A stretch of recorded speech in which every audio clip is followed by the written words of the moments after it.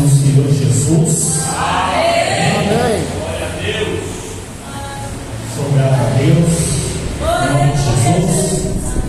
Retiro de toda honra, de toda glória e de todo louvor. Agradeço pela vida de todos que estão aqui, em nome de Jesus. Vida pelo pastor Carlos, vida pelo presbítero Francisco, em nome de Jesus. Meu irmão presbítero Fé, que está me acompanhando. É muito gratificante estar na casa do Senhor, a casa de oração, de estar dando a todo tributo aquele que é digno de toda honra e de toda glória, de todo louvor, que é Jesus Cristo, que pagou o preço pelo nosso pecado.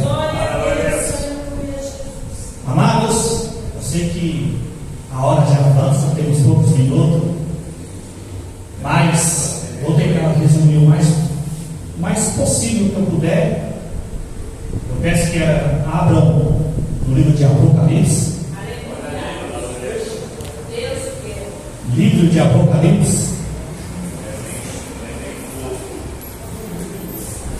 Livro de Apocalipse, onde muitos pregadores não gostam de pregar, onde muitos, é difícil trazer uma mensagem, mas é necessário. Os dias que nós estamos vivenciando, os fatos que está acontecendo na terra, não só no nosso país, nossa terra chamada Brasil, mas no mundo afora. Precisamos estar atento e vigilante, porque os dias são próximos. Desde que o Senhor Jesus pisou nessa terra, os dias são próximos. A salvação está próxima, porque depois que Jesus foi levado ao deserto e ser tentado por diabo, após os 40 dias, em Mateus 4,17, a primeira pregação de Jesus, em Mateus 4,17, ele diz para o povo: se arrependei-vos, se convertei-vos, porque já é chegado o reino de Deus. Aleluia. Então o reino de Deus está próximo. Nós sabemos que um dia, a hora, a gente não sabe, mas por isso que a gente deve estar atento e vigilante, para que a gente não venha correr o risco de perder a nossa salvação. Porque essa é a maior vitória e essa é a maior bênção que eu e você podemos conquistar. Aleluia. Em nome de Jesus. Apocalipse capítulo 20, a partir do versículo 11. No prefácio da minha Bíblia está o seguinte: os mortos são julgados. Apocalipse capítulo 20, versículo 11, vou ler até o versículo 15. Diz assim a palavra do Senhor: depois vi um grande trono branco e aquele que nele estava sentado. A terra e o céu fugiram da sua presença, e não se encontrou lugar para eles. Vi também mortos, grandes e pequenos, em pé diante do trono. Livros foram abertos. Outro livro foi aberto, o livro da vida. Os mortos foram julgados de acordo com o que tinha feito, segundo o que estava registrado nos livros. O mar entregou os mortos que nele havia, e a morte e o Hades entregou os mortos que neles havia, e cada um foi julgado de acordo com o que tinha feito. Então a morte e o Hades foram lançados no lago de fogo. O lago de fogo é a segunda morte. Aqueles cujos nomes não foram encontrados no livro da vida foram lançados no lago de fogo. Amém? Poder se assentar. É Deus. Glória a Deus. Pai, no nome de Jesus, eu te peço que pela graça do teu Espírito Aleluia, Deus. Venha abrir o nosso entendimento. Deus. E direcionar a palavra aos nossos corações. É verdade. Para que nós saia com a instrução da sua palavra. E que nós, daqui para frente, esteja atento e vigilante. Assim eu te peço e te agradeço. Em nome do Pai, do Filho e do Espírito Santo de Deus. Amém. Amados, o capítulo 20 de Apocalipse, ele é dividido em 3 partes, porque ele retrata nos 1000 anos a destruição de Satanás e o julgamento dos mortos. Porque tanto nós que somos igreja de Cristo e aqueles que não ficarem até a vinda do Senhor, que é o arrebatamento, serão julgados, tanto os mortos, aqueles que abandonaram o Senhor, aqueles que desistiram por algum motivo, aqueles que também morreram no Senhor, e aqueles cuja tiver o privilégio de ver a volta de Cristo. Glória a Deus. Mas o que eu acabei de ler, Apocalipse capítulo 20, versículo 11, fala do grande trono, o trono branco de Deus, que também a gente pode ver nos Evangelhos de Mateus capítulo 25, a partir do versículo 31, quando o texto fala que quando Jesus vir nas nuvens da sua glória, junto com seus anjos, ele se assentará no seu trono na glória celestial. Aleluia. E o Senhor vai reunir as nações diante dele, e ele vai separar as ovelhas dos bodes. As ovelhas ele vai colocar à sua direita e o bode à sua esquerda. Então você veja aqui, tanto o relato escrito por João, no versículo 11 de Apocalipse 20, nós podemos ver essa afirmação em Mateus capítulo 25, a partir do versículo 31, do seu grande trono, e o Senhor vai julgar. Vejamos que o que eu quero relatar é que Deus, ele vai julgar toda a humanidade, independente de justo ou ímpio. Por quê? Porque o texto relata sobre um julgamento. Atos 17 e 31, Deus reservou um dia que há de julgar todos os homens. E o que eu quero trazer aqui para a nossa reflexão é que eu e você precisamos estar atento e vigilante, porque um dia nós estaremos diante de Deus para prestar contas. Independente se nós partir antes da sua vinda, da sua volta, ou se algum de nós tiver o privilégio de estar vivo e ver diante dos nossos olhos a vida do nosso Senhor e Salvador Jesus Cristo. Mas o que eu quero relatar é que nós precisamos estar atento e vigilante, porque prestar conta diante de Deus não será fácil.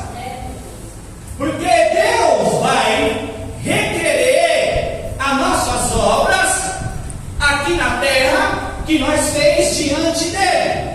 Não só as nossas obras, mas também a vida que nós levamos aqui na terra. Veja que o julgamento dos mortos, livros serão abertos e os mortos vão ser julgados conforme o que está escrito nos livros. Aleluia, glória a Deus. E veja que aqueles que não foram encontrados seu nome no livro da vida, experimentar a segunda morte, que é o lago de fogo. O lago de fogo, aonde Apocalipse 21, versículo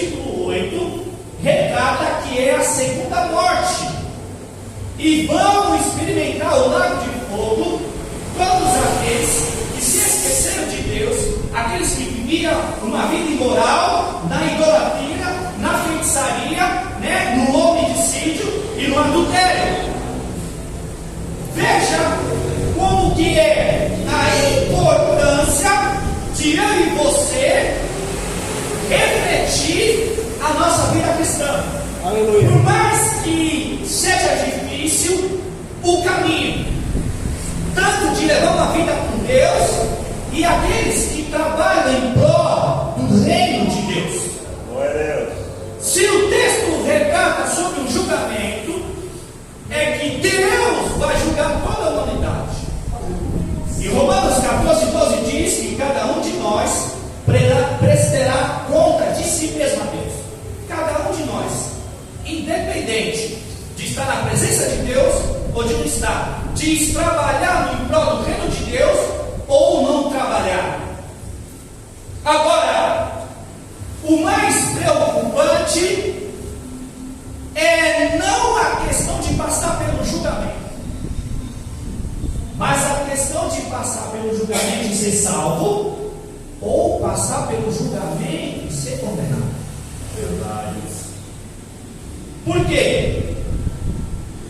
No mesmo texto de Apocalipse, se você voltar no versículo 6, diz que felizes são os que participam da primeira ressurreição, porque a morte não tem mais poder sobre eles, e serão sacerdotes de Deus e reinará com Cristo durante 1000 anos. Glória a Deus. Então veja bem, a questão não é passar pelo julgamento, a questão é passar pelo julgamento e ser salvo. Porque se Deus reservou um dia que ia julgar todos os homens, então seja ímpio ou seja justo, seja cristão ou não. Por quê? Porque o julgamento começa primeiro pela casa de Deus, pela igreja. 1 Pedro 4,17 diz que o julgamento começa pela casa de Deus, e se começa primeiramente conosco, qual será o fim daqueles que desobedecem o Evangelho de Deus? 2 Coríntios 5,10 diz que todos nós há de comparecer perante o tribunal de Cristo para receber conforme as obras praticadas pelo meio do corpo, quer seja boa, quer seja má. Verdade, Deus. Então a nossa vida cristã, a gente tem que refletir todos os dias como é que nós estamos diante da presença de Deus e que nós estamos fazendo em prol do seu reino. Glória a Deus. Por quê? Jesus, em João, no capítulo 5, a partir do versículo 27, ele declara que chegou a hora em que aqueles que estiverem no túmulo ouvirão a voz do Filho de Deus, e aqueles que ouvirem viverão. Porque da mesma forma que o Pai tem vida em si mesmo, que ele deu o direito do Filho ter vida em si mesmo, e lhe deu o direito de julgar, porque é filho do homem. Mas Jesus continua dizendo que chegou a hora que aqueles que estiverem no túmulo ouvirão a sua voz e sairão. Os que fizerem bem sairão para a vida eterna, mas os que fizeram mal sairão para serem condenados. Verdade, Deus. Daniel, no capítulo 12, ele também fala uma profecia semelhante ao texto de João, capítulo 5, a partir do versículo 27, que eu acabei de citar.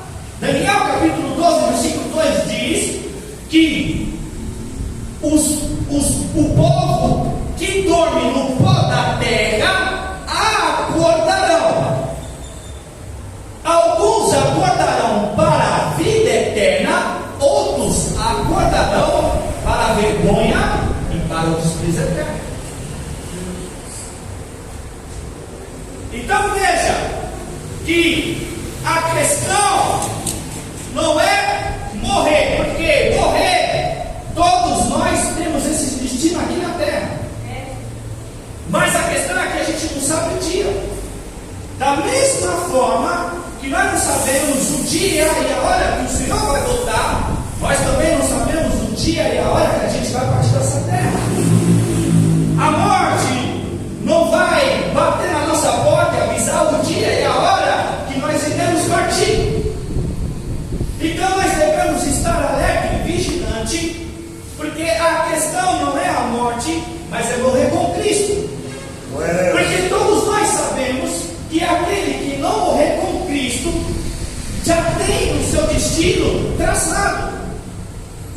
E aqueles que morreram em prol de Cristo, que viveram verdadeiramente uma vida com Cristo, sabem do seu destino. E aí você vai entender porque Paulo, em Filipenses 1:21, ele diz: olha, para mim viver é Cristo e morrer é lucro. O que Paulo está querendo dizer é que se eu estou em Cristo, se eu estou na presença de Cristo, se eu busco a presença de Cristo, para mim é lucro. Se eu estou vivo, eu vou continuar no caminho de Cristo. Se eu tenho um fôlego de vida, eu vou continuar perseverando na presença de Deus. E se a morte um dia vir de encontro a mim, é lucro, porque eu sei para onde eu vou. Glória a Deus! Mas muitos hoje em dia não sabem para onde vai. E muitos que estão na presença de Deus não levam Deus a sério, não levam as coisas a sério, e por mais que ele deixa-se a perceber, se a morte vir de encontro, para onde ele vai? Daniel está dizendo, Daniel 12:2, multidões que dormem no pó acordarão, uns para a vida eterna, outros para a vergonha, para o desprezo eterno. A questão não é o dia da nossa morte. Eclesiastes 9:2 diz que ninguém sabe o dia da sua hora. E por que ninguém sabe o dia da sua hora? Eclesiastes 9:5 diz que os mortos não sabem que estão os mortos, mas os vivos sabem que um dia há de morrer. Então, infelizmente, aqueles que já se foram não sabem. Mas nós que estamos vivos aqui, a gente sabe que um dia vai chegar a nossa hora. Glória a Deus. Mas a questão, qual é a esperança que nós temos diante de Deus, aqui nessa terra? De continuar no caminho, de perseverando, de trabalhando em prol do reino. Fácil não é, nós sabemos. Porque hoje em dia, muitos não perseveram na presença de Deus. Muitos já desistiram do caminho de Deus. As pessoas hoje em dia não querem nem mais congregar. As pessoas hoje em dia vivem a sua vida na presença de Deus dormindo. Não tem mais esperança. Não tem fé verdadeiramente em Cristo Jesus. Porque muitos já abandonaram a presença de Deus. E muitos que ainda continuam dentro da igreja, mas está só para cumprir dia de culto. Porque muitas das vezes não tem nem mais esperança. Porque não dá credibilidade mais à palavra de Deus. Porque a fé vem pelo ouvir e ouvir a palavra de Deus. Então, amado, é muito sério. Um dia nós partiremos dessa terra. Mas a gente vai partir com quem? Com Cristo ou sem Cristo? Com Cristo. Se nós partir, nós temos dentro de nós a certeza da nossa salvação, porque Ele fez uma promessa. João 11:25, eu sou a ressurreição e a vida, aquele que crê em mim, ainda que morra, viverá. Ele fez uma promessa. Então a pergunta é: o que está em Amós 4:12, prepara, ó Israel, para encontrar com o Senhor, o teu Deus. Glória a Deus. Israel, para os dias de hoje somos nós. Será que a igreja de Jesus Cristo, a igreja que prega o Evangelho, está preparado para receber o noivo?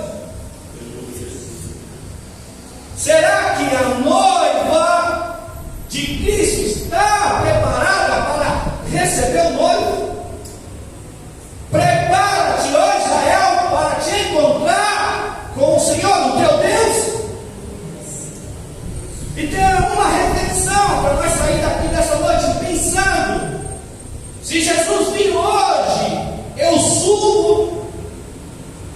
Se a morte vir contra mim, eu estou salvo. Eu tenho a certeza que quando Jesus vir, eu serei ressuscitado. Porque 1 Tessalonicenses 4, versículo 16 e 17, que dado a ordem com a voz do arcanjo, ressoando a trombeta de Deus, o Senhor Jesus descerá do céu, e os mortos em Cristo Jesus ressuscitarão primeiro. E nós, os que tivermos vindo, seremos arrebatados junto com Ele nas nuvens, para encontrar com o Senhor nos ares, e assim estaremos com o Senhor para todo sempre.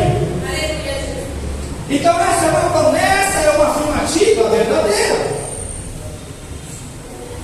Jesus não fez uma promessa boa, dizendo que Ele é a ressurreição e a vida, e aqueles que creem em mim, ainda que morram, viverão. E no versículo 26, aquele que vive e crê em mim, jamais verá a morte. Ou seja, viverá eternamente. Então a gente tem que ter a certeza de estar na presença de Deus. Aleluia, Santo Deus. De perseverar e buscar ao Senhor a certeza da nossa salvação, da nossa vida eterna. Porque o julgamento, Deus já reservou o dia, mas o dia e a hora ninguém sabe. Mas a gente deve estar preparado, a gente deve estar desperto, vigilante. E como que eu estou desperto? Como que eu estou vigilante? Buscando, perseverando, persistindo, insistindo. Aleluia.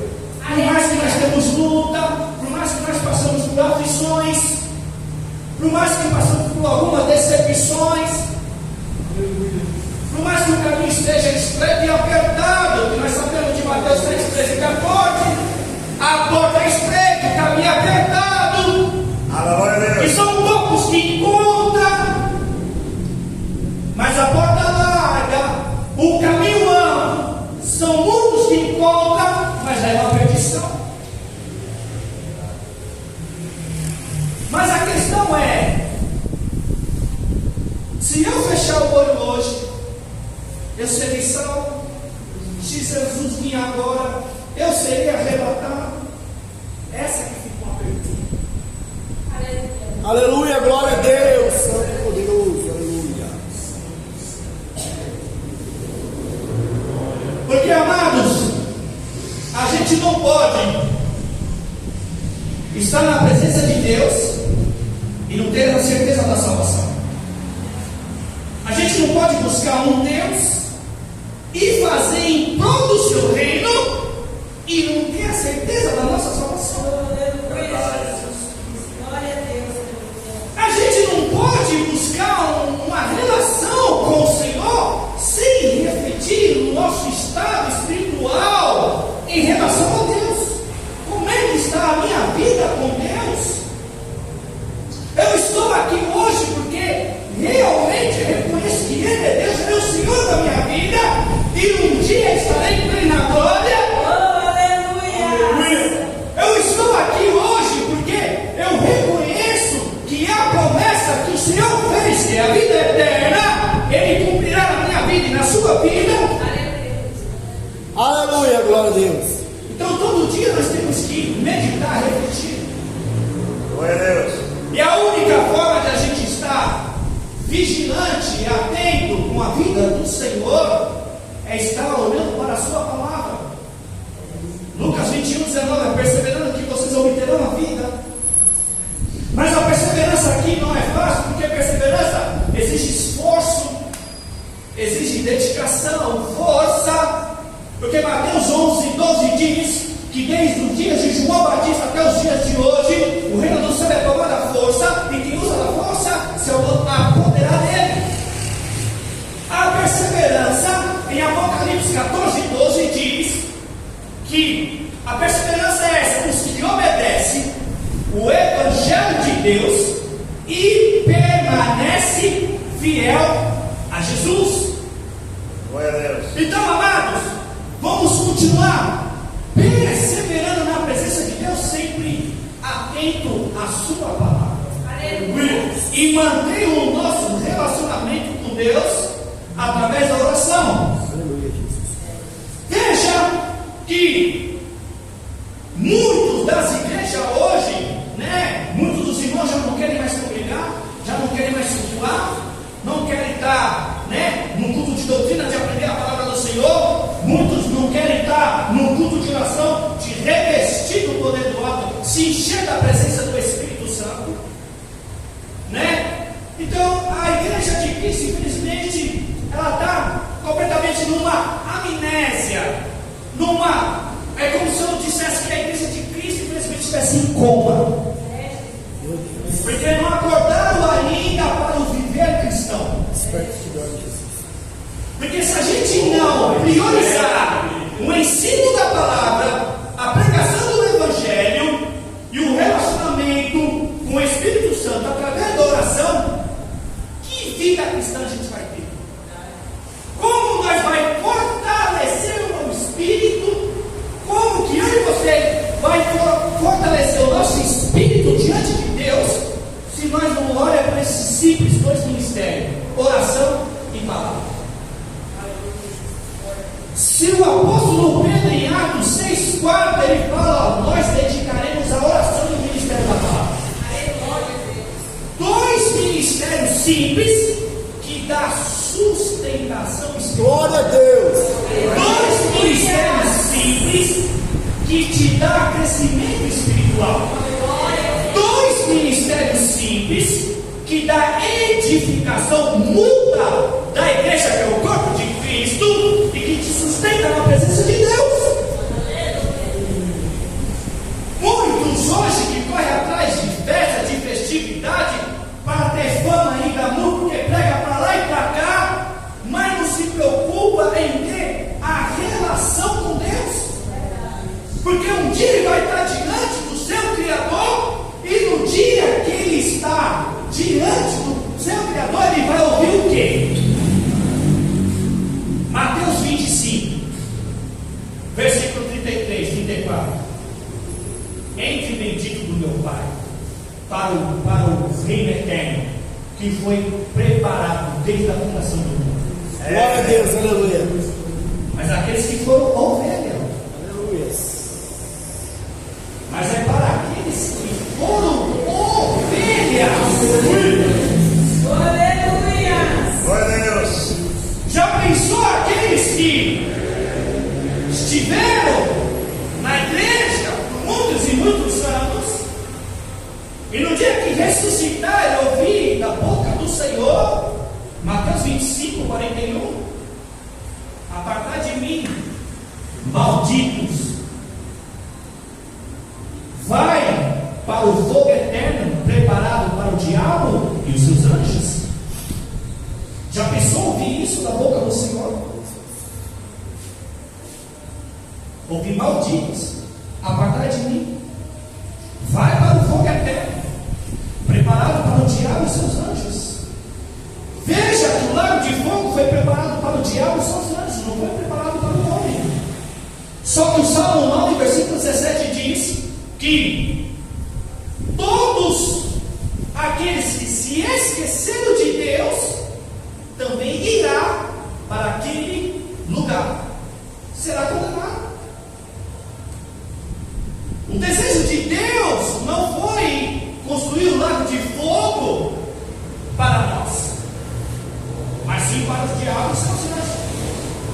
Mas os ímpios, aqueles que esqueceram de Deus, que viveram na sua iniquidade, vai para lá. Qual é a maior prova que o lago de fogo foi criado para Satanás? Está no texto de Apocalipse capítulo 20, versículo 10, que Satanás será lançado no lago de fogo, aonde já havia lançado a besta e o falso profeta. Eles serão atormentados dia e noite para todo sempre. Glória a Deus. Mas veja que aqueles que o abandonaram, que o desistiram, e aqueles que não deram ouvido à pregação do Evangelho, vai seguir o mesmo destino. Porque Apocalipse capítulo 21, versículo 8, mas os covardes, os depravados, os imorais, os adúlteros, os mentirosos, os feiticeiros, os idólatras, os afeminados, herdarão o lago de fogo que arde com enxofre, que é a segunda morte. Para nós cristãos, morrer em Cristo, passaremos pela primeira morte aqui na terra. Porque quando Jesus vir, aqueles que morreram em Cristo, que viveram uma vida com Cristo, será ressuscitado. E é por isso que Apocalipse 26 diz: felizes é os que participam da primeira ressurreição. E quem participa da primeira ressurreição? Os santos, os salvos. Aleluia. E foi dito aqui, ó, na boca do presbítero Tério, 1 Coríntios 15, 51. 1 Coríntios 15, 51 ao 58 é a maior vitória da igreja. Quando Paulo diz: olha, eis que te digo um mistério, aí todos dormiremos, seremos transformados no momento de um abrir e fechar de olhos, ao som da última trombeta. A trombeta soará e os mortos restarão incorruptível, e nós seremos transformados juntamente com ele. Porque é necessário que aquilo que é corruptível se revista de incorruptibilidade, e aquilo que é mortal se revista de imortalidade. Quando o corruptível se revestir de imortalidade e o mortal de imortalidade, então se cumprirá a palavra que está escrita: a morte foi destruída pela vitória. Aleluia, glória. Onde está a morte? A sua vitória. Onde está a morte? O seu aguilhão. O aguilhão da morte é a lei, e a força da lei é o pecado. Mas graças a Deus, pelo amor do nosso Senhor e Salvador Jesus Cristo, é que nos dá a vitória. Glória a Deus. Já parou para imaginar, meditar que os mortos ressuscitarão incorruptíveis, e os vivos serão transformados juntamente com ele? Porque é necessário o que é corruptível se revista de incorruptibilidade. O que é corruptível? Esse nosso corpo, essa nossa carne, que nos leva a mais pecado, que é cheio de enfermidade e doença, se transformará em incorruptível. E aquilo que é mortal, ou seja, que nós somos vencidos pela morte, se revestirá de imortalidade. Ou seja, nunca mais experimentaremos a morte. Teremos um corpo glorificado, semelhante ao corpo de Cristo, porque a promessa do Senhor, em Filipenses 3, 20 e 21, né, que Paulo diz assim: ó, a nossa cidadania está no céu, de onde vem esperançosamente a volta do nosso Senhor e Salvador Jesus Cristo, que pelo poder o capacita a colocar todas as coisas debaixo do seu domínio. Ele transformará os nossos corpos humilhados, tornando semelhante ao seu corpo glorioso. Glória a Deus. Olha que promessa maravilhosa.